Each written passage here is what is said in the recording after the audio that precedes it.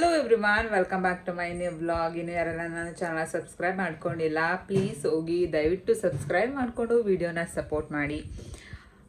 ಇವತ್ತು fathers day. ಇನ್ನೂ ಏನು ನಮ್ಮನೇಲಿ ಏನೂ ಸೆಲೆಬ್ರೇಷನ್ ಇಲ್ಲ. ಇವಾಗ ಈವ್ನಿಂಗಿಂದ ವಿಡಿಯೋನ ಸ್ಟಾರ್ಟ್ ಮಾಡ್ಕೊಂಡಿದ್ದೀನಿ. ಸದ್ಯಕ್ಕೆ ಕಾಫಿ ಮಾಡಿಕೊಟ್ಟಿದ್ದಾರೆ ನಮ್ಮಮ್ಮ, ಕಾಫಿ ಕುಡಿತಾ ಇದ್ದೀನಿ. ನಮ್ಮಮ್ಮ ಕಿಚನಲ್ಲಿದ್ದಾರೆ, ಏನು ಮಾಡ್ತಾ ಇದ್ದಾರೆ ನೋಡೋಣ ಬನ್ನಿ. ಅಮ್ಮ ಹಾಯ್ ಮಾಡು.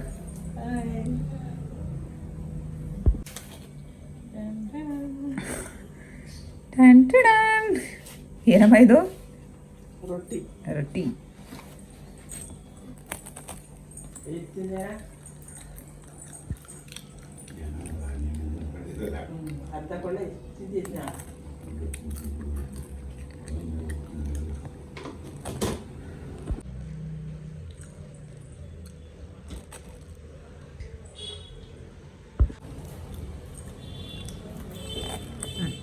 ಹೋಗು.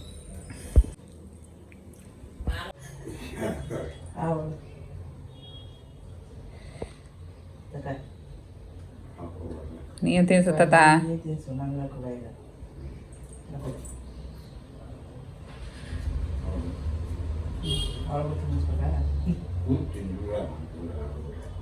ನಾನು ತಿಂತೀನಿ.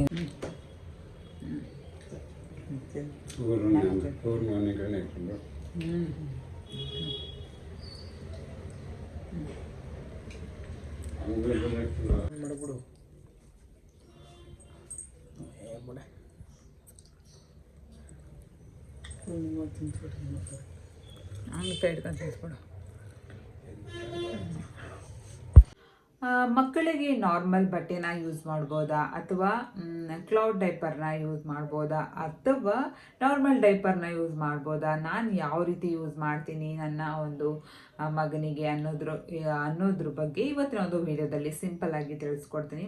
ಮೊದಲಿಗೆ ಕಾಟನ್ ಬಟ್ಟೆಗಳನ್ನ ಯೂಸ್ ಮಾಡಿಕೊಂಡ್ರೆ ತುಂಬಾ ಒಳ್ಳೆಯದು. ಆಮೇಲೆ ಬೇಗ ವಾಶ್ ಮಾಡೋದ್ರು ಕೂಡ ಫ್ಯಾನ್ ಗಾಳಿಗೆಲ್ಲ ಒಣಗೋಗ್ಬಿಡುತ್ತೆ. ಸಮ್ಮರ್ ಆಗಲಿ ವಿಂಟರ್ ಆಗಲಿ ಸ್ವಲ್ಪ ಬೇಗ ಒಣಗೋಗಿ ಸ್ವಲ್ಪ ನೀಟಾಗಿ ಮೇಂಟೈನ್ ಮಾಡ್ಬೋದು. ಬಟ್ ಹೆಲ್ಪ್ಗೆ ಯಾರಾದರೂ ಇದ್ದರೆ ಮಾತ್ರ ಈ ಥರ ಬಟ್ಟೆಗಳನ್ನ ಯೂಸ್ ಮಾಡಿದ್ರೆ ಬೆಸ್ಟು. ಇಲ್ಲಾಂತಂದರೆ ನಾವೇ ಮಾಡ್ಕೋಬೇಕು, ನಾವೇ ತೊಳ್ಕೊಬೇಕು, ಒಬ್ಬರೇ ಹ್ಯಾಂಡಲ್ ಮಾಡಬೇಕು ಅಂತಂದರೆ ಬಟ್ಟೆನ ಹಾಕೋದು ಮತ್ತು ವಾಶ್ ಮಾಡೋದು ಇದೆಲ್ಲ ಸ್ವಲ್ಪ ಕಷ್ಟ ಆಗುತ್ತೆ. ಸೊ ಅದು ನಿಮ್ಮ ಮೇಲೆ ಬಿಟ್ಟಿದ್ದು. ನನಗೆ ಹೆಲ್ಪ್ಗಿದ್ದಾರೆ, ಅಮ್ಮ ವಾಶ್ ಮಾಡಿಕೊಡ್ತಾರೆ, ಆ ಥರ ಇಲ್ಲ ನಾನೇ ವಾಶ್ ಮಾಡ್ಕೊತೀನಿ, ಏನು ಪ್ರಾಬ್ಲಮ್ ಇಲ್ಲ ಅನ್ನೋರಿದ್ರೆ ಡೆಫಿನೆಟ್ಲಿ ಬಟ್ಟೆನೇ 100 ಅಲ್ಲ 200% ತುಂಬಾ ಬೆಸ್ಟ್ ಅಂತಲೇ ಹೇಳ್ಬೋದು.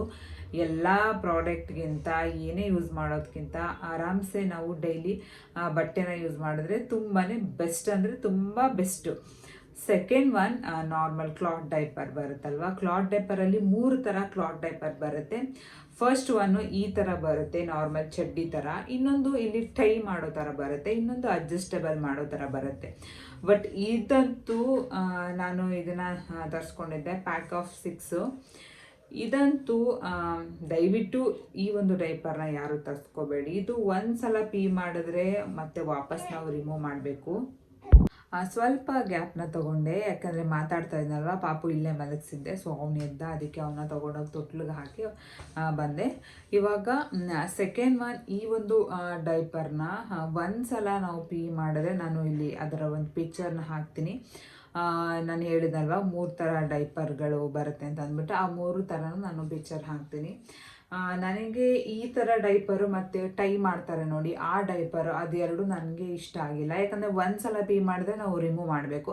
ಅದ್ರ ಬದಲು ಕಾಟನ್ ಬಟ್ಟೆನ ಅಥವಾ ಲಂಗೋಟ್ನ ಯೂಸ್ ಮಾಡಿದ್ರೆ ಅದು ಏನು ಇನ್ವೆಸ್ಟ್ಮೆಂಟ್ ಮಾಡೋಂಗಿಲ್ಲ. ಮನೇಲೇ ಕಾಟನ್ ಬಟ್ಟೆಗಳೇನಿರುತ್ತಲ್ವ ಅದನ್ನೇ ನಾವು ಯೂಸ್ ಮಾಡ್ಕೊಳ್ಳೋದು. ಸೊ ಅದನ್ನು ಕೂಡ ನಾವು ಒಂದು ಸಲ ಪೀ ಮಾಡಿದ್ರೇ ನಾವು ರಿಮೂವ್ ಮಾಡಬೇಕು. ಬಟ್ ಇದು ಒಂದು ಸಲ ಪೀ ಮಾಡಿದ್ಮೇಲೆ ರಿಮೂವ್ ಮಾಡಬೇಕು, ಮತ್ತು ಇದು ಒಣಗೋದು ತುಂಬಾ ಕಷ್ಟ. ಸಮ್ಮರಲ್ಲಿ ಆರಾಮ್ಸೆ ಈ ಥರ ಡೈಪರ್ನ ಯೂಸ್ ಮಾಡ್ಬೋದು. ಬಟ್ ಈ ಮಳೆ, ಈ ವೆದರ್ ಅಂತೂ, ಮೋಡ ಆ ಥರ ಎಲ್ಲ ಇದ್ರಂತೂ ಈ ಒಂದು ಕ್ಲಾತು ಒಣಗೋದು 3 ದಿವಸ ತೊಗೊಳುತ್ತೆ. ಇವಾಗ ನಾನು ಆಲ್ರೆಡಿ ಯೂಸ್ ಮಾಡಿ ಹೇಳ್ತಾ ಇರೋದು. ಇವಾಗ ಬ್ಯಾಂಗ್ಳೂರಲ್ಲಿ ವೆದರ್ ಚೇಂಜ್ ಆಗಿರೋದ್ರಿಂದ ಬಿಸಿಲು ಸ್ವಲ್ಪ ಬಿಸಿಲು ಇರಲಿಲ್ಲ. ಸೊ ಅದರಿಂದ ತ್ರೀ ಡೇಸ್ ಏನೋ ಆಯಿತು ಇದು ಒಣಗೋ ಅಷ್ಟರಲ್ಲಿ. ಮನೇಲಿ ಫ್ಯಾನಲ್ಲಿ ಹಾಕ್ಕೊಂಡು ಹಿಂಗೆ ಉಲ್ಟಾ ಮಾಡಿ ಇಡೋದು, ಸ್ವಲ್ಪ ಹಿಂಗೆ ಈ ಥರ ಇಡೋದು, ಈ ಥರ ಮಾಡಿ 3 ಡೇಸ್ ಆಯಿತು ಇದು ಒಣಗೋದು. ಸೊ ಇದು ಸ್ವಲ್ಪ ಡಿಫಿಕಲ್ಟ್ ಅಂತಲೇ ಹೇಳ್ಬೋದು. ಏನು ವಿಂಟರ್ ಆ ಥರ ಎಲ್ಲ ಬಂದರೆ. ಸಮ್ಮರ್ ಆದರೆ ಓಕೆ. ಬಟ್ ಏನಂದರೆ ಇದು ಪ್ಯಾಕ್ ಆಫ್ 6 ಏನೋ ಬರುತ್ತೆ, 800 ಸಮಥಿಂಗ್ ಏನೋ ಇದೆ. ಇದ್ರ ಬದಲು ನಾವು ನಾರ್ಮಲ್ ಕಾಟನ್ ಬಟ್ಟೆನೇ ಯೂಸ್ ಮಾಡ್ಬೋದು ಅಂತ ನನ್ನ ಒಂದು ಅನಿಸಿಕೆ. ಮತ್ತು ಸೆಕೆಂಡ್ ಒನ್ ಹಾಕ್ತೀನಿ ಪಿಕ್ಚರ್, ಅದನ್ನು ಕೂಡ ಇದೇ ಥರ ಒಂದ್ಸಲ ಪಿ ಮಾಡಿದ್ರೇ ರಿಮೂವ್ ಮಾಡಬೇಕು. ಸೊ ಈ 2 ಕ್ಲಾತ್ ಡೈಪರ್ ನನಗೆ ಇಷ್ಟ ಆಗಿಲ್ಲ. ಇನ್ನು ಥರ್ಡ್ ಒನ್ ಇಲ್ಲಿ ಹಾಕ್ತೀನಿ ಪಿಕ್ಚರು, ಅದು ಅಡ್ಜಸ್ಟೇಬಲ್ ಮಾಡ್ಕೊಳ್ಳೋದು, ಅದು ಚೆನ್ನಾಗಿದೆ. ಅದನ್ನು ಕೂಡ ಅಷ್ಟೇ ಸಮ್ಮರಲ್ಲಿ ಆರಾಮ್ಸೆ ಯೂಸ್ ಮಾಡ್ಬೋದು. ವಿಂಟರ್ ಆ ಥರ ಎಲ್ಲ ಬಂದರೆ ತುಂಬ ಬಿಸಿಲಿದ್ರೆ ಚೆನ್ನಾಗಿ ಒಣಗಿಕೊಳ್ಳುತ್ತೆ, ಯಾಕಂದರೆ ಬಟ್ಟೆ ಎಲ್ಲ ತುಂಬ ಮಂದ ಇರುತ್ತಲ್ವ. ಸೊ ಅದರಿಂದ ಒಣಗೋದು ತುಂಬಾ ಕಷ್ಟ. ಬಟ್ ಇದೆಲ್ಲ ಎಕೋ ಫ್ರೆಂಡ್ಲಿ, ರೀಯೂಸಬಲ್ ಎಲ್ಲ ಮಾಡ್ಕೊಬೋದು, ಬಟ್ ಒಣಗೋದು ಕಷ್ಟ. ಸೊ ಅದರಿಂದ ಥರ್ಡ್ ಒನ್ ಇದೆಯಲ್ಲ ಅದು ನನಗೆ ಪರವಾಗಿಲ್ಲ, ತೊಗೊಬೋದು. ಬಟ್ ಬಜೆಟು ಕೂಡ ಅಷ್ಟೇ ತುಂಬ ಸ್ವಲ್ಪ ಜಾಸ್ತಿನೇ ಇದೆ. ಸ್ಟಾರ್ಟಿಂಗೇ 699 1 ಪೀಸ್ಗೆ ಇರೋದದು. ಓಕೆ ನಾನು ತೊಗೋಬಲ್ಲೆ ಅಂತನ್ನೋರು ಆ ಒಂದು ಡೈಪರ್ನ ತೊಗೊಂಡು ಯೂಸ್ ಮಾಡ್ಬೋದು. ಇಲ್ಲ ಅಂತಂದರೆ ನಾರ್ಮಲಾಗಿ ಬಟ್ಟೆನೂ ಯೂಸ್ ಮಾಡ್ಬೋದು. ನಿಮ್ಗೆ ಯಾವ್ದು ಕಂಫರ್ಟಬಲ್ ಅನಿಸುತ್ತೆ ಅದನ್ನು ಯೂಸ್ ಮಾಡ್ಬೋದು. ಬಟ್ ಎಲ್ಲಾದರೂ ಹಿಂಗೆ ಸ್ವಲ್ಪ ಹಾಸ್ಪಿಟಲ್ ಅಲ್ಲಿ ಇಲ್ಲಿ ಹೋಗಿದ್ದು ಬರ್ತೀನಿ ಅನ್ನೋ ಥರ ಇದ್ದರೆ ಆ ಒಂದು ಕ್ಲಾತ್ ಡೈಪರ್ನ ಆರಾಮ್ಸೆ ಯೂಸ್ ಮಾಡ್ಕೋಬೋದು. ಸಮ್ಮರಲ್ಲಿ ಆರಾಮ್ಸೆ ಕ್ಲಾತ್ ಡೈಪರ್ನ ಯೂಸ್ ಮಾಡ್ಬೋದು. ಬಟ್ ವಿಂಟರಲ್ಲಿ ಆ ಥರ ಕ್ಲಾತ್ ಡೈಪರ್ನ ಯೂಸ್ ಮಾಡೋದು, ಅದನ್ನು ವಾಶ್ ಮಾಡಿ ಒಣಗಿಸೋದು ತುಂಬ ಅಂದರೆ ತುಂಬಾ ಕಷ್ಟ. ಬಟ್ಟೆ ಆದರೆ ಬೇಗನೆ ಒಣಗಿಕೊಳ್ಳುತ್ತೆ. ಮತ್ತು ಥರ್ಡ್ ಒನ್ ಏನು ಅಂದರೆ ನಾರ್ಮಲ್ ಡೈಪರ್ ಬರುತ್ತಲ್ವ ಅದು. ಅದನ್ನು ಅಷ್ಟೇ ಮಕ್ಕಳಿಗೆ ಜಾಸ್ತಿ ಎಲ್ಲ ಯೂಸ್ ಮಾಡೋಕ್ಕೆ ಹೋಗಬಾರ್ದು. ಒಂದು ಒಳ್ಳೆ ಚೆನ್ನಾಗಿರೋದು ಒಂದು ಬ್ರ್ಯಾಂಡ್ನ ನೋಡಿಕೊಂಡು ನೀವು ಅದನ್ನ ಮಕ್ಕಳಿಗೆ ಯೂಸ್ ಮಾಡ್ಬೋದು. ನಾನು ಕೂಡ ಅಷ್ಟೇ ಜಾಸ್ತಿ ಯೂಸ್ ಮಾಡೋಕ್ಕೆ ಹೋಗೋದಿಲ್ಲ. ಬಟ್ ಈ ಒಂದು ಕ್ಲಾತ್ ಡೈಪರ್ಗಿಂತ ನಾರ್ಮಲ್ ಡೈಪರ್ ಬರುತ್ತಲ್ವ ಅದು ಸ್ವಲ್ಪ ಕಡಿಮೆ ಬಜೆಟಲ್ಲೇ ಸಿಗುತ್ತೆ ನಮಗೆ. ಅದು ಅಷ್ಟೇ ಒಂದು ಚೆನ್ನಾಗಿರೋ ಬ್ರ್ಯಾಂಡ್ ನೋಡಿಕೊಂಡು ತೊಗೊಂಡು ಹಾಕಬೇಕು. ಮಕ್ಕಳಿಗೆ ಅದು ಇದು ಯಾವುದಾದ್ರೂ ಒಂದನ್ನು ಇರಲಿ ಅಂತ ಹಾಕಕ್ಕೆ ಹೋಗಬಾರ್ದು. ಸ್ವಲ್ಪ ಯೋಚನೆ ಮಾಡಿ ಆಮೇಲೆ ನಾವು ಏನೇ ಒಂದು ಪ್ರಾಡಕ್ಟ್ ಆಗಿರಲಿ, ಏನೇ ಆದರೂ ಮಕ್ಕಳಿಗೆ ಯೂಸ್ ಮಾಡೋಕ್ಕಿಂತ ಮುಂಚೆ ಅದು ಓಕೆನಾ, ಚೆನ್ನಾಗಿದೆಯಾ, ಏನೂ ಪ್ರಾಬ್ಲಮ್ ಆಗೋದಿಲ್ವಾ ಅದ್ರ ಮೇಲೆ ನಾವು ಯೂಸ್ ಮಾಡಬೇಕಾಗಿರುತ್ತೆ. ಯಾಕಂದರೆ ಏನಾದರೂ ಪ್ರಾಬ್ಲಮ್ ಆದರೆ ನಾವೇ ನೋಡಬೇಕಲ್ವ. ಸೊ ಅದರಿಂದ ಸುಮ್ಮನೆ ಅದು ಒಂದು ಬೇರೆ ಅದು ಲೋಕಲ್ ಎಲ್ಲ ಅದೆಲ್ಲ ತೊಗೊಂಡು ಹಾಕೋದು ಚೆನ್ನಾಗಿರೋದಿಲ್ಲ.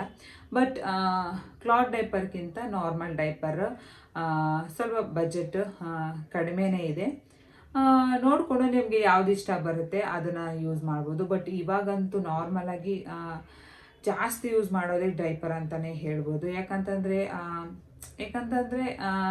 ಈ ಕ್ಲಾತ್ ಡೈಪರು ವಾಶ್ ಮಾಡೋದು, ಒಣಗಿಸೋದು ಇದು ಸ್ವಲ್ಪ ಕಷ್ಟ ಇರುತ್ತೆ. ಮತ್ತು ನಾರ್ಮಲ್ ಬಟ್ಟೆನೂ ಒಣಗಿಸೋದು, ಒಗೆಯೋದು ಈ ಥರದ್ದೆಲ್ಲ ಪ್ರಾಬ್ಲಮ್ಗಳಿರುತ್ತೆ. ತುಂಬ ಜನ ಸಿಂಗಲ್ಲಾಗಿ ಫ್ಯಾಮಿಲಿ, ತುಂಬ ಜಾಸ್ತಿ ಸಿಂಗಲ್ ಫ್ಯಾಮಿಲೀಸ್ ಇರೋದ್ರಿಂದ ಯಾರೂ ಹೆಲ್ಪಿಗೆ ಇರೋದಿಲ್ಲ. ಸೊ ಅಂಥವ್ರು ಏನು ಮಾಡ್ತಾರೆ, ನಾರ್ಮಲಾಗಿ 90% ನನಗನ್ಸೋ ಪ್ರಕಾರ ನಾರ್ಮಲ್ ಡೈಪರ್ನ ಯೂಸ್ ಮಾಡ್ತಾರೆ. ಯಾವುದಾದ್ರೂ ಚೆನ್ನಾಗಿರೋದೊಂದು ಬ್ರ್ಯಾಂಡ್ನ ತೊಗೊಂಡು. ಅದು ಅವ್ರವ್ರಿಗೆ ಬಿಟ್ಟಿದ್ದು, ಅದು ಅವ್ರವ್ರ ಇಷ್ಟ. ಹೆಲ್ಪ್ಗಿರೋರು ಈ ಥರ ಮಾಡ್ಕೋಬೋದು, ಇಲ್ಲ ಅಂದರೆ ಆ ಥರ ಮಾಡ್ಕೋಬೇಕಾಗತ್ತೆ. ಯಾಕಂದರೆ ಯಾರೂ ಅವ್ರವ್ರ ಮಕ್ಕಳಿಗೆ ಏನಾದರೂ ಪ್ರಾಬ್ಲಮ್ ಆದರೆ ಯಾರೂ ತಡ್ಕೊಳ್ಳಲ್ಲ. ಸೊ ನೋಡಿಕೊಂಡು ನಿಮ್ಗೆ ಹೆಂಗೆ ಅನುಕೂಲ ಬರುತ್ತೆ ಆ ಥರ ಯೂಸ್ ಮಾಡ್ಕೋಬೇಕು. ಸೊ ನಾನು ಯಾವ ಥರ ಯೂಸ್ ಮಾಡ್ತೀನಿ ಅಂದರೆ, ನಾನು ಬೆಳಿಗ್ಗೆಯಿಂದ ಸಂಜೆ ತನಕ ನಾರ್ಮಲ್ ಬಟ್ಟೆನ ಯೂಸ್ ಮಾಡ್ತೀನಿ. ಕಾಟನ್ ಬಟ್ಟೆ ಏನಿದೆ ಅದನ್ನು ಯೂಸ್ ಮಾಡ್ತೀನಿ. ಇವಾಗ ಇದನ್ನು ತರಿಸಿದ್ಮೇಲೆ ಇದನ್ನು ಯೂಸ್ ಮಾಡಿದೆ. ಬಟ್ ಇದು ಒಣಗೋದು ಒಂದ್ಸಲ, ಇವಾಗ 1 ಡೇಯಲ್ಲಿ ಫುಲ್ ಎಲ್ಲ ಹೋಗ್ಬಿಡುತ್ತೆ. ಒಂದ್ಸಲ ಪೇ ಮಾಡಿದ್ರೆ ರಿಮೂವ್ ಮಾಡಬೇಕು. ಇವಾಗ ಒಂದು ದಿವಸಕ್ಕೆ ಒಂದು 6 ಬಟ್ಟೆ ಹೋಗ್ಬಿಡುತ್ತೆ. ಸೊ ಇದು ಒಣಗುವಷ್ಟರಲ್ಲಿ 3 ದಿವಸ ತೊಗೊಳುತ್ತೆ. ಅದ್ರ ಬದಲು ನಾರ್ಮಲ್ ಕಾಟನ್ ಬಟ್ಟೆನೇ ಯೂಸ್ ಮಾಡಿದ್ರೆ ಫ್ಯಾನ್ ಗಾಳಿಗಾದ್ರೂ ಒಣ್ಕೊಳ್ಳುತ್ತೆ, ಸ್ವಲ್ಪ ಇಲ್ಲಾಂದ್ರೆ ಆಚೆ ಹಾಕಿದ್ರೂ ಒಣಗಿಕೊಳ್ಬಿಡುತ್ತೆ, ಇಲ್ಲಾಂದ್ರೆ ವಾಷಿಂಗ್ ಮಿಷನ್ ನೀಟಾಗಿ ಡ್ರೈ ಆಗಿಬಿಡುತ್ತೆ. ಒಂದು ಸ್ವಲ್ಪ ಹೊತ್ತು ಫ್ಯಾನಲ್ಲಿ ಹಾಕಿದ್ರೂ ಹೆಂಗೋ ಒಣಗಿಕೊಂಡ್ಬಿಡುತ್ತೆ. ಇದಂತೂ ಒಣಗೋದು 3 ದಿವಸ ಬೇಕು. ಸೊ ಅದರಿಂದ ನಾನು ಸದ್ಯಕ್ಕೆ ಇದನ್ನು ಯೂಸ್ ಮಾಡ್ತಾ ಇಲ್ಲ. ಇದನ್ನು ಯಾವಾಗ ಯೂಸ್ ಮಾಡ್ತೀನಿ ಅಂತಂದರೆ, ಎಲ್ಲಾದರೂ ಆಚೆ ಏನಾದರೂ ಕರ್ಕೊಂಡು ಹೋದಾಗ ಡೈಪರ್ ಹಾಕಿ ಅದ್ರ ಮೇಲೆ ಇದನ್ನು ಹಾಕಕ್ಕೆ ಯೂಸ್ ಆಗುತ್ತೆ, ಇದು ಅಷ್ಟೇ. ಇಲ್ಲಾಂದರೆ ಸದ್ಯಕ್ಕೆ ನಾನು ಇದನ್ನು ಯೂಸ್ ಮಾಡೋಕ್ಕೆ ಹೋಗಲ್ಲ, ನಾರ್ಮಲ್ ಬಟ್ಟೆನೇ ಯೂಸ್ ಮಾಡ್ತೀನಿ. ನೈಟ್ ಟೈಮ್ ಏನು ಮಾಡ್ತೀನಿ, ನಾರ್ಮಲ್ ಡೈಪರ್ ಏನು ಇರುತ್ತೆ ನೋಡಿ ಅದನ್ನು ನಾನು ಯೂಸ್ ಮಾಡ್ತೀನಿ. ಡೈಪರ್ನೂ ಅಷ್ಟೇ ತುಂಬ ನೈಟ್ ಫುಲ್ಲು ಒಂದೇ ಇರಬಾರ್ದು. ಸೊ ಅದು ಫುಲ್ ಒದ್ದೆ ಆಗಿ ಆ ಪಾಪುಗಳಿಗೆ ಏನಾದರೂ ಇನ್ಫೆಕ್ಷನ್ ಆಗೋ ಥರದ್ದು, ಗುಳ್ಳೆ ಆಗೋ ಥರದ್ದು ಈ ಥರ ಆಗ್ತಾ ಇರುತ್ತೆ. ಸೊ ಒಂದು 2 ಸಲಿನಾದ್ರೂ ನಾವು ಚೇಂಜ್ ಮಾಡಬೇಕಾಗತ್ತೆ. ನೋಡಿಕೊಂಡು ಮಕ್ಕಳು ಎಷ್ಟು ಸಲ ಯೂರಿನ್ ಪಾಸ್ ಮಾಡ್ತಾರೆ ಅದ್ರ ಮೇಲೆ ಡಿಪೆಂಡ್ ಆಗುತ್ತೆ.